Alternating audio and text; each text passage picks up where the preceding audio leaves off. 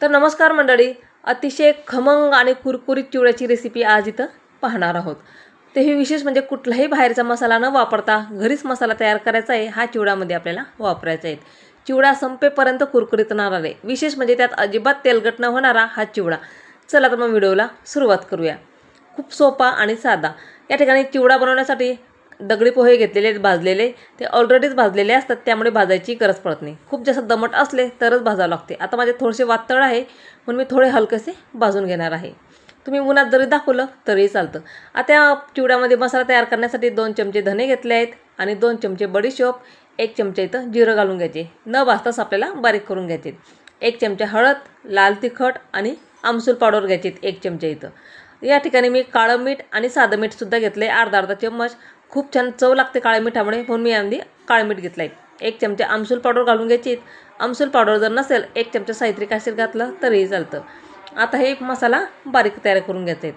आता हा मसाला आपण चिवडा तयार करण्यासाठी तयार झाला आहे। तुम्ही कुठल्याही चिवड्याला हा मसाला वापरू शकतात। आता मसाला प्लेटमध्ये काढून घ्यायचा आहे।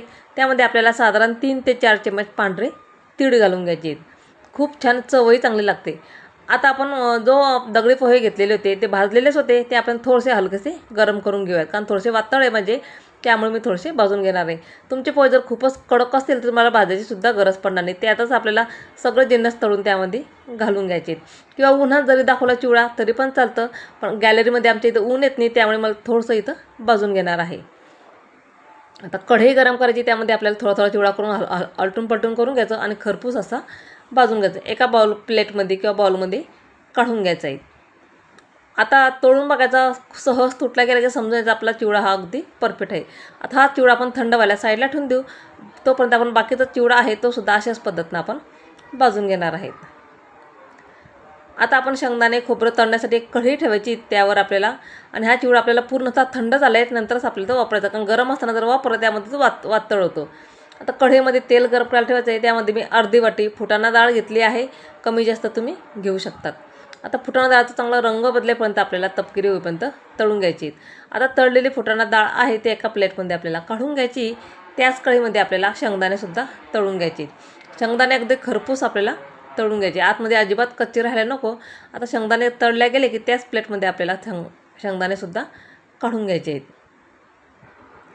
आता खोबरंसुद्धा कट केलेले आहे आपण, खोबरं लांब सडक कट करून घेतले आहेत मी, ते सुद्धा आपल्याला ब्राऊन रंग आला की ते आपल्याला प्लेटमध्ये काढून घ्यायची। हिरवी मिरची, कढीपत्ता हे सगळं जिन्नस आपल्याला तळून एका प्लेटमध्ये काढून घ्यायचे आहेत। मी लाल तिखट पण घालणार आहे, पण त्यात थोडीशी मी हिरवी मिरची पण टाकली आहे, त्यामुळे खूप चांगली चवही चांगली येते। कढीपत्ता पण अगदी कुरकुरीत होईपर्यंत तळून घ्यायचा आहे। आता सगळे जिन्नस आपण तळून घेतले। तेल खूप आहे, आता हे तेल यातलं मी अर्ध करून घेणार आहे, त्याचं तेल कमी करणार आहे। आता तेल गरमच आहे, त्यामध्येच आपला जो मसाला तयार केला होता आपण धने जिरे बडीशोपचा, त्या गरम तेलामध्ये घालून घ्यायचं आहे। म्हणजे आपण जे कच्चे पदार्थ वापरले होते त्यामध्ये धने जिरे, त्यात ते भाजले जातील। त्यामध्ये 1 चमचा आपल्याला हळद घालून घ्यायची चांगला रंग येण्यासाठी, आणि जो आपण तडका घेतला होता, मसाला टाकला होता तेलामध्ये, तो आपला मसाला पोह्यांमध्ये घालून घ्यायचा आहे। आता गरमच असल्यामुळे आपल्याला सुरुवातीला हे चमच्याच्या सहाय्याने मिक्स करून घ्यायचं आहे। आता पूर्ण मसाला हा आपल्या चिवड्याला एकजीव झाला पाहिजेत, आणि रंगही आपल्या हळदीमुळे छान येतो, त्यामुळे पूर्ण हा एकजीव व्हायला पाहिजेत। जे आपण शेंगदाणे, खोबरं, धना, फुटाणा डाळ, कोथिंबीर, आपलं कढीपत्ता, हिरवी मिरची तळून ठेवले होते, ते सुद्धा आपल्याला त्या गरम चिवड्यामध्येच घालून घ्यायचं आहे, आणि पूर्ण चिवडा हा आपल्याला एकजीव करून घ्यायचे। पूर्ण कोमट झाल्यानंतर हाताने आपल्याला एकजीव करून घ्यायचा, म्हणजे पूर्ण चिवड्याला हा मसाला आणि हळद आणि शेंगदाणे हे पूर्ण मिक्स व्हायला पाहिजेत। पूर्ण हा पांढरा चिवडा जो आपल्याला हळदीचा तयार करून घ्यायचा आहे। अशा पद्धतीनं पूर्ण चिवडा आपल्याला एकजीव करून घ्यायचा आहे। आता त्यामध्ये आपण मीठ घातलं होतं, त्यामुळे वरतून काही मीठ घालायची गरज नाही, कारण आपण आमसूल पावडर पण त्यामध्ये घातली होती, काळं मीठ आणि साधं मीठ पण वापरलं होतं, त्यामुळे वेगळं काही वरतून मीठ घालायची गरज नाही। आता हा चिवड्यामध्ये आपल्याला थोडंसं इथं पिठी साखर घालणार आहेत। 2 चमचे पिठी साखर त्याच मिक्सरच्या भांड्यामध्ये बारीक केली, त्यामुळे थोडासा रंग चेंज झाला आहे। 2 चमचे पिठी साखर घालून घ्यायची आणि पूर्ण चिवडा मिक्स करून घ्यायचे। आता साखर कमी जास्त तुम्ही घालू शकता किंवा नाही घातलं तरी पण चालेल, अगदी ऑप्शनल आहे। आता पूर्ण मिक्स करून घ्यायचं आहे। चिवडा तुम्ही असाही खाऊ शकतात, पण माझ्या मुलांना मक्का टाकून हा चिवडा आवडतो, म्हणून मी थोडीशी त्यात मक्का मिक्स करून घेणार आहे। किंवा असाही तुम्ही चिवडा खाऊ शकता, अजिबात तेल न लागणारा चिवडा, अजिबात तेलगट पण झालेला नाही आहे, अगदी कुरकुरीत।